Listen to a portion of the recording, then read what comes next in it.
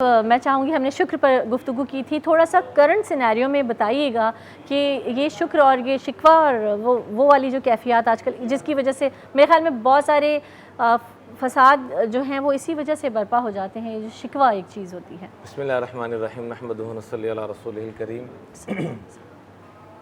دیکھیے، جس کتاب کی ابتدا ہی رب نے شکر سے کی ہو، اس کتاب کے ماننے والے نہ شکرے کیسے ہو سکتے ہیں؟ کیا بات ہے، سبحان اللہ۔ الحمدللہ رب العالمین۔ اس لیے فرمایا کہ ہم تھوڑا سا موازنہ کریں کہ کہیں ہماری کیفیت بنی اسرائیل کے ساتھ تو نہیں میچ ہو رہی۔ اللہ اکبر۔ بنی اسرائیل نے جب روزے رکھے جی تو رب سے درخواست کی، حضرت عیسیٰ علیہ السلام سے درخواست کی کہ ہمیں اس کی مزدوری ملنی چاہیے، جس کا قرآن پاک میں تذکرہ بھی ہے، اور اسی پہ قرآن پاک کی چھٹے پارے میں سورۃ المائدہ، مائدہ دسترخوان کو کہتے ہیں، ربنا انزل علینا مائدۃ من السماء تکون لنا عیدا لاولنا وآخرنا وآیۃ من۔ تو رب نے آسمانوں سے دسترخوان ان کے لیے نازل کیا، نعمتوں کی برمار فرمائی، لیکن ساتھ ہی یہ کہا کہ اگر تم لوگوں نے ناشکری کی، اگر تم لوگوں نے ناقدری کی، تو میں تمہارے حالات بھی بدل دوں گا، چہرے بھی بدل دوں گا۔ سیم حالات ڈاکٹر صاحبہ ہمارے ساتھ ہو چکے ہیں۔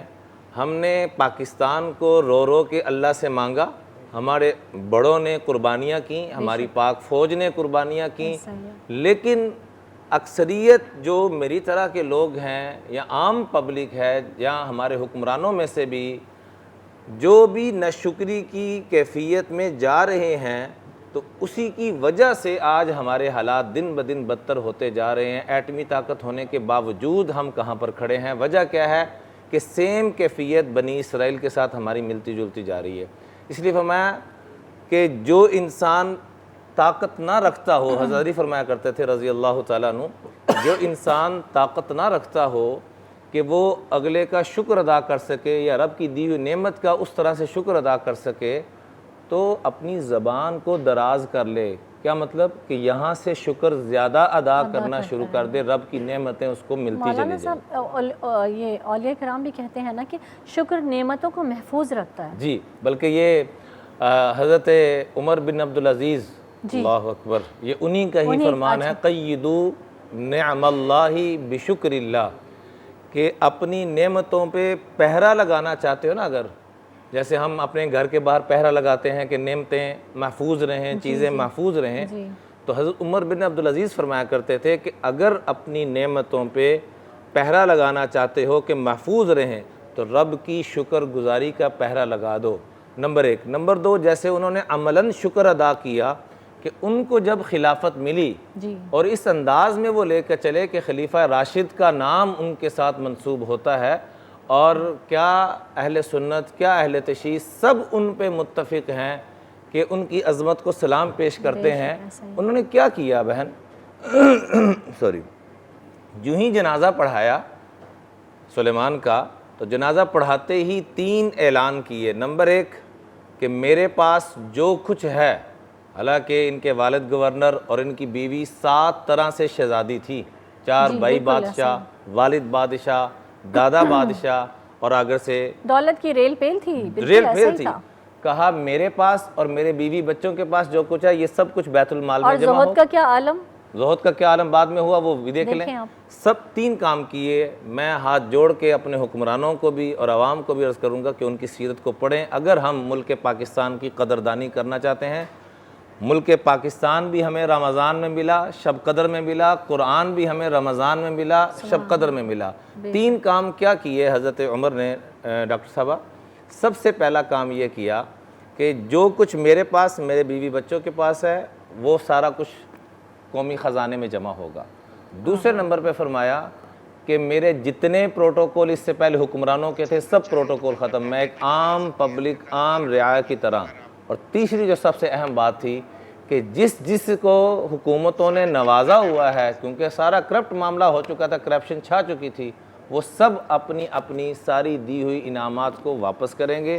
یہ 3 کام کیے تو 2 سال کے عرصے کے اندر ایسا نظام قائم کر دیا کہ رہتی دنیا تک اس کی مثالیں دی جا رہی ہیں۔ سبحان اللہ، سبحان اللہ۔ اس لیے میں یہ عرض کروں گا کہ شکوہ کم کر دیں، شکر زیادہ کر دیں۔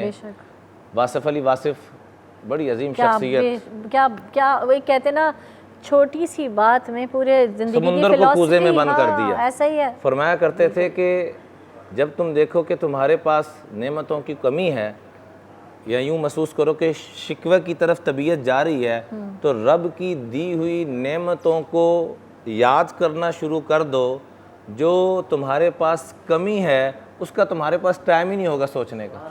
ایسا ہی ہے، جو رب نے دیا ہوا ہے بے اس شک۔ کو گننا شروع کر دو، تو جو نہیں دیا ہوا اس کا تو تمہارے پاس ٹائم ہی نہیں ہوگا۔ مثال کے طور پر رب نے مجھے کروڑوں نعمتوں سے نوازا ہوا ہے، صحت کے اعتبار سے، فیملی کے اعتبار سے۔ کتنے لوگ ہوں گے جن کے پاس یہ نعمتیں نہیں ہیں؟ صحیح بات ہے۔ اس لیے سورۃ العادیات کے اندر آخر میں یہ پیغام عرض کرنا چاہوں گا، جی ہاتھ جوڑ کے درخواست بھی کروں گا کہ سورۃ العادیات کا تمام ناظرین جو ادھر بیٹھے ہوئے ہیں ان سے بھی درخواست کروں گا، جیسے ابھی وقفے میں ہماری ڈاکٹر صاحبہ ہماری بہن فرما رہی تھی کہ سب سے پہلے ہم نے اپنی ذات کو دیکھنا ہے کہ ہمارے اندر کیا تبدیلی آ رہی ہے۔ تو سورۃ العادیات کے اندر اللہ گھوڑے کی قسمیں کھا کے کہتے ہیں کہ جس کو تم تھوڑا سا چارہ پانی دیتے ہو وہ اپنا سارا کچھ تن من دن قربان کر دیتا ہے۔ والعادیات ضبحا فالموریات قدحا فالمغیرات صبحا فأثرن به نقعا فوسطن به جمعا۔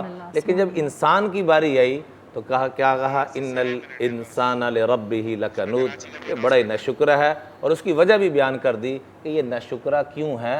وَإِنَّهُ لِحُبِّ الْخَيْرِ لَشَدِيدٌ۔ یہ دنیا کی محبت نے اس کو اندھا کر دیا ہے۔ اس لیے آقا کریم سے پوچھا گیا کہ یا رسول اللہ صلی اللہ علیہ وآلہ وصحبہ وسلم، آپ نے تو احد پہاڑ کو ٹھکرا دیا جو سونا بنا کے دیا جا رہا تھا، بعد میں آنے والے صابر اور شاکر کیسے بنیں گے؟ آپ نے تو یہ کہہ دیا کہ ایک دن کھاؤں تو شکر کروں، دوسرے دن نہ کھاؤں تو صبر کروں، تو بعد میں آنے والے کیسے صابر اور شاکر بن سکیں گے؟ تو آپ نے بڑا آسان نسخہ ارشاد فرمایا، اس کو آج ضرور ہم اپنے پلے باندھیں، بہت رب کی رحمت نصیب ہوں گی۔ فرمایا ایک اصول اپنا لینا، رب کے کاغذوں میں صابر بھی بن جاؤ گے، شاکر بھی بن جاؤ گے۔ پوچھا گیا یا رسول اللہ صلی اللہ علیہ وآلہ وصحبہ وسلم، میں تمام ناظرین سے عرض کروں گا کہ جب بھی آقا کریم کا نام ہے تو درود پاک پورا پڑھا کریں۔ پورا درود وہ ہے جس میں حضور کا اور حضور کی آل کا اور حضور کے اصحاب کا تذکرہ ہو، صلی اللہ علیہ وآلہ وصحبہ وسلم۔ آپ نے فرمایا ایک اصول یہ ہے جس سے تم شاکر اور صابر بن جاؤ گے، من نظر فی الدین الی من ہوا دونہ، جو دین میں اپنے سے اوپر والوں کو دیکھے، انبیاء کو، اہل البیت کو، صحابہ کو، اولیاء کو، کہ وہ کیا کر کے گئے میں کیا کر رہا ہوں، اور دنیاوی اعتبار سے اپنے سے نیچے والوں کو دیکھے، کتبہ اللہ صابرا و شاکرا، رب کے کاغذوں میں صابر و شاکر بن۔